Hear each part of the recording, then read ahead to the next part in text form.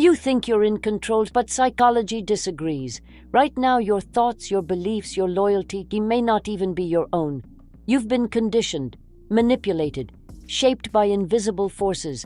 Today, we're diving into 3 psychological traps that govern your behavior without you even knowing: cognitive dissonance, Stockholm syndrome, and obedience to authority. Let's begin. The greatest prison is the one built in your mind and to avoid discomfort. What is it? Cognitive dissonance is the mental tension you feel when your actions don't match your beliefs, and instead of changing your actions, you often rewrite your beliefs. Real-world example. A smoker knows cigarettes kill, but instead of quitting, they say, "My grandfather smoked till 90. We all die anyway." Why it matters? The mind hates contradiction, so it edits reality. Social impact. That's why people stay in bad jobs, toxic relationships, why cults and conspiracies thrive. The brain would rather lie than face pain. Manipulation. Factor. Advertisers use it, politicians use it. If you believe something is good, you'll ignore proof that it's not, just to avoid the discomfort. You don't believe because it's true, you believe because it's easier. The more someone breaks you, the more you may love them. Origin story. In 1973, hostages in a Swedish bank robbery began defending their captors. They cried when they were freed. They refused to testify against them.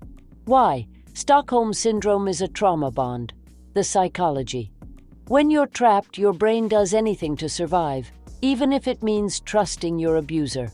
The mind flips reality. They're hurting me, but they're feeding me too.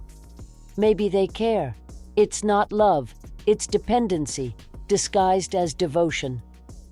Modern examples: victims of abuse who defend their partners, employees who glorify toxic bosses, citizens defending oppressive governments. You don't stay because you're weak. You stay because your mind reprogrammed safety as suffering. They didn't need chains, they used confusion. You'd never hurt someone just because you were told to, right? The experiment.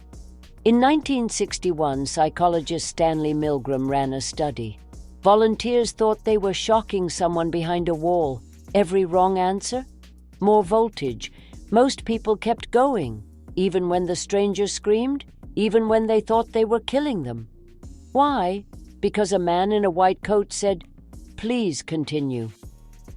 The lesson: humans obey authority, even if it means violating their morals.